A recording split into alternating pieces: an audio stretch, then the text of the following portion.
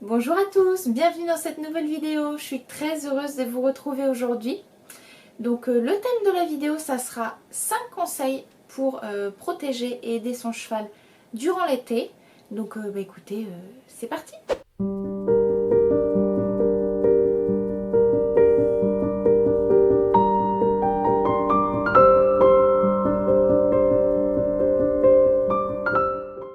Avant de commencer cette vidéo, je t'invite à t'abonner à la chaîne si ce n'est pas encore fait. Ça me soutient beaucoup, à me mettre un petit pouce et éventuellement à commenter. Donc si tu ne me connais pas, moi je m'appelle Heidi, j'ai 28 ans. Je fais de l'équitation depuis mes 7 ans et j'ai été propriétaire de 4 chevaux en tout depuis que je suis toute petite. Je suis propriétaire actuellement de Gina, Purace espagnole de 12 ans et de Eclipse lusitanienne de 3 ans. Cette chaîne, c'est surtout une chaîne axée sur l'équitation naturelle, dite éthologique. C'est pas vraiment le bon terme, mais voilà, c'est celui qu'on va employer. Donc voilà, vraiment une équitation et une approche du cheval qui est respectueuse. J'ai mes chevaux à la maison, pas loin de chez moi. Donc voilà, cette chaîne, c'est vraiment... on suit tout ce que je fais avec elle, que ce soit des vlogs. Voilà, je te laisse découvrir ma chaîne si ça t'intéresse.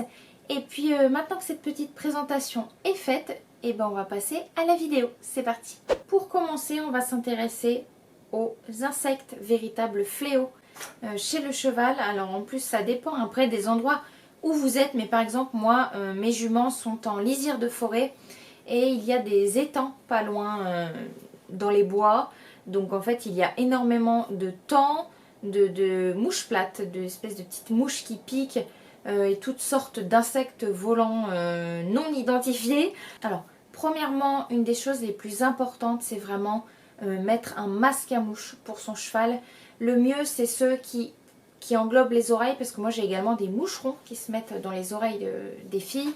Donc c'est un véritable fléau pour elles. Donc si on peut leur mettre un masque à mouche dans la journée, moi je suis même obligée de leur laisser la nuit. Je leur enlève quand j'y vais m'occuper d'elles, mais je suis tout le temps obligée de les laisser parce qu'elles sont attaquées sans arrêt. Donc c'est vraiment très compliqué. Donc elles ont toujours un masque à mouche. Je leur mets également de l'anti-mouche. Ça aussi essentiel. Tous les jours elles ont de l'anti-mouche. D'ailleurs j'ai une recette d'anti-mouche maison. Si ça t'intéresse, je te le mets dans le petit juste ici si tu veux aller la voir. Donc je leur mets du pchit partout sur le corps, sous le ventre, etc. Pour tout ce qui est partie sensible, j'ai des baumes répulsifs anti-insectes pour mettre en dessous les fesses, tout ça, là où il y a toutes les mouches plates, les mamelles, tout le dessous du ventre, etc. Le poitrail et le museau en fait qui n'est pas protégé par le masque à mouche. Pour les insectes également, je vous mettrai une petite capture d'écran ici. J'ai acheté des pièges à insectes à suspendre en fait pour essayer de limiter au maximum l'invasion. Donc voilà, ça je vous ferai un retour. Pour le moment je ne les ai pas encore installés, je les ai reçus ce matin. Donc je vais aller les installer à ce près et puis je vous ferai un petit retour sur la chaîne pour savoir un petit peu comment ça s'est passé tout ça pour ça.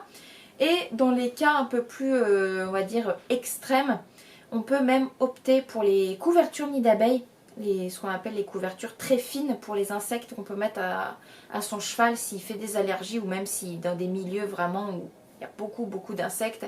Ça peut être pas mal d'opter pour ce genre de solution quand ils sont vraiment harcelés sans arrêt.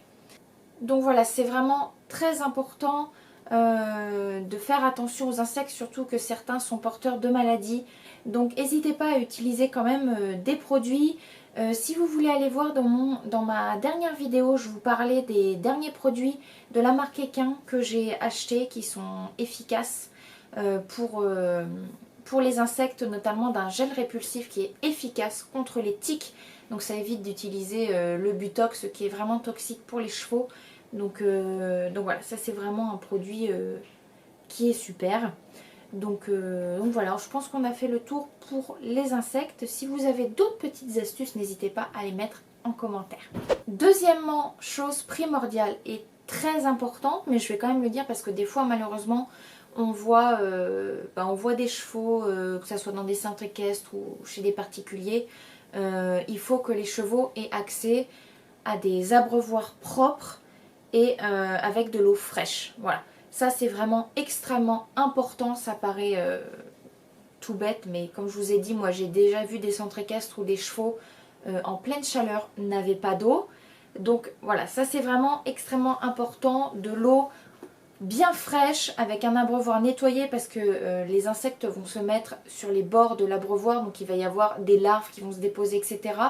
Donc ça peut être, faut vraiment nettoyer l'abreuvoir. Moi par exemple je le fais tous les 2 jours avec mon mari, on nettoie l'abreuvoir tous les 2 jours pour éviter qu'il y ait prolifération de larves, de plein de petits insectes, etc.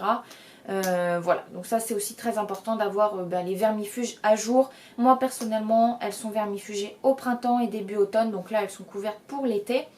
Mais voilà, c'est vraiment très important d'avoir de l'eau fraîche à disposition dans un abreuvoir propre. Donc voilà, ça c'est tout bête. On peut aussi, pour aider le cheval à boire, parce que moi par exemple je sais que Eclipse va pas mal boire, mais Gina va boire un peu moins qu'Eclipse, elle boit moins. Donc pour ça je leur ai mis à disposition des pierres à sel, ça donne des minéraux, etc., vitamines, voilà, ça couvre pas mal de choses, mais en plus c'est vraiment pas mal puisque en fait ça va pousser, avec le sel, ça va pousser le cheval à boire plus. Donc ça peut vraiment être pas mal. Et on peut éventuellement, si notre cheval a beaucoup sué, utiliser des électrolytes qui vont permettre au cheval de se réhydrater. Donc ouais, ça peut être pas mal d'utiliser ça si le cheval a pas mal travaillé. Troisième point, il faut veiller à adapter l'exercice de son cheval. Donc si on peut le faire tôt le matin, c'est vraiment top dans les premières fraîcheurs de la journée, ou alors tard le soir, voilà, pour la nuit commence à tomber, ou alors la soirée commence à tomber, donc il y a un peu plus de fraîcheur. Surtout éviter des horaires tels que 11h, 17h, ça c'est vraiment à éviter au maximum. C'est quand même dangereux déjà pour vous parce que vous êtes en plein soleil et puis il fait très chaud, donc on se déshydrate très vite, mais c'est également dangereux pour votre cheval.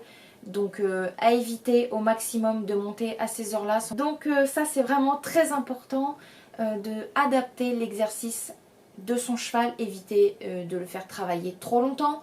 Moi je privilégie par exemple maximum des séances de 25 minutes vu les chaleurs, et on fait vraiment des choses simples avec très peu d'allure, très peu de galop, etc. On va faire un peu trop, on va faire des exercices, on va faire des choses ludiques, des balades en main, tout ça. Quatrième point, protéger son cheval de la chaleur et le protéger du soleil. Donc il faut veiller bien évidemment à ce que notre cheval ait un abri et de l'ombre suffisante, un abri où il peut y avoir un courant d'air pour que voilà, qu'il puisse être au frais. Donc ça c'est vraiment très important que voilà, le cheval puisse s'abriter, puisse être sous des arbres, etc. Pour protéger du soleil, de la crème solaire peut être utilisée. Moi notamment j'en mets aux filles sur le nez, là où c'est propice à prendre des coups de soleil, notamment les petits nez roses comme Dino. Je lui mets de la crème solaire tous les jours sur le bout du nez, là où c'est vraiment bien sensible. Donc j'en mets également sur les balsanes, notamment blanches de Dino. J'en mets aussi à Gina dans les creux des pâturons, etc. Parce que moi la crème solaire que j'ai, c'est celle de Equin que j'utilise, qui est vraiment top, je vous la recommande. Et elle fait aussi une protection cutanée, etc. Donc je la mets aussi dans le creux des pâturons à Gina et sur les balsanes. Gina a une petite balsane. Dino a plusieurs balsanes dont des blanches, donc la badigeonne bien de crème solaire à ces endroits puisque c'est les endroits qui sont propices à développer de la photosensibilisation. La photosensibilisation, c'est une réaction allergique cutanée qui se déclenche avec les UV. Donc ça crée des croûtes et ça brûle la peau, donc c'est douloureux pour le cheval. Donc je mets de la crème solaire pour prévenir tout ça pour les filles, et puis ça les protège vraiment parce que comme nous, le soleil est dangereux, donc c'est bien de les protéger. Une petite douche pour votre cheval peut vraiment lui faire du bien pour réguler et descendre la température de son corps. Donc ça, on peut y penser également en utilisant des shampoings qui sont en base soit de menthe ou de citronnelle. Ça peut aider à avoir une action répulsive, sans parler que ça va faire vraiment du bien à notre compagnon. Cinquième et dernier point que je pense qui est quand même très important, prendre soin des pieds durant l'été. Les pieds deviennent très cassants. Moi, les filles ont les pieds très cassants là, avec la chaleur, etc. Surtout la chaleur est arrivée d'un seul coup. Donc la boîte cornée a été mise à rude épreuve. Donc pour ça, j'utilise des onguents spéciaux été qui sont là vraiment pour assouplir et pour nourrir la corne. Donc moi, je leur mets à peu près 2 fois par semaine, suivant les chaleurs qui fait. Le passage du maréchal ou d'un podologue sont essentiels pour entretenir les pieds. Moi je vais avoir là dans quelques jours le podologue qui va venir pour Eclipse parce qu'elle commence à avoir les pieds un petit peu cassants. Bon, je fais mon parage moi-même, mais on va dire que pour faire bien correctement, notamment se servir de la pince, ça j'ai pas trop appris à m'en servir, donc je veux pas trop faire de bêtises. On va dire que moi je fais tout l'entretien basique du pied. Là je l'ai paré tout ça en attendant que mon podologue vienne. Mais là voilà, là ça a cassé un petit peu en bas, etc. Donc on va bien remettre ça correctement. Donc ça c'est essentiel d'avoir le maréchal qui passe de temps en temps l'été. Donc autre petit conseil concernant les pieds, attention au risque de fourbure si votre cheval a une alimentation riche en sucre. Alors, quand je dis riche en sucre, c'est pas dans le sens qu'on lui donne du sucre, c'est parce que dans tout ce qui est granulé, foin, etc., il y a du sucre naturellement présent, notamment dans l'herbe aussi. Donc faire attention si notre cheval a une alimentation, par exemple avec des floconnés ou... Voilà, faire attention au taux de sucre. Moi notamment, j'utilise les granulés de chez Cavalor Fiber Force qui ont un taux de sucre et d'amidon qui est extrêmement bas pour éviter tout ce genre de soucis. Donc ça peut être pas mal, je vous mettrai ça dans la barre de description si ça vous intéresse. Donc attention au risque de fourbure qui est une inflammation des pieds. Donc c'est quand même quelque chose de grave chez le cheval, donc faut faire attention à ça. Donc c'est assez reconnaissable, le cheval va être campé, en fait il va essayer de se soulager les pieds, donc on peut le voir notamment grâce à cette posture, pardon. Dernier petit tips en rapport avec les pieds, ce que vous pouvez faire c'est une cure de biotine. J'en ai fait une pour les filles en début d'été, fin mai, voilà, j'ai fait une cure de biotine. Ça va vraiment aider à ce que la corne soit résistante, ça va la renforcer et c'est aussi très bon pour les crins et les poils de votre cheval. Donc voilà, bah écoutez, n'hésitez pas à me dire en commentaire vos conseils pour l'été. J'espère, en tout cas j'ai fait un tour global des petites choses à savoir pour l'été pour votre cheval. Voilà, cette vidéo est terminée. Merci beaucoup d'avoir regardé. Si c'est toujours pas fait, je t'invite à t'abonner à la chaîne. Ça m'aide vraiment beaucoup à me laisser un petit commentaire. Donc voilà, merci énormément de ton soutien et merci d'avoir regardé jusqu'à la fin. Merci également à tous les nouveaux abonnés. Ça me fait vraiment super plaisir.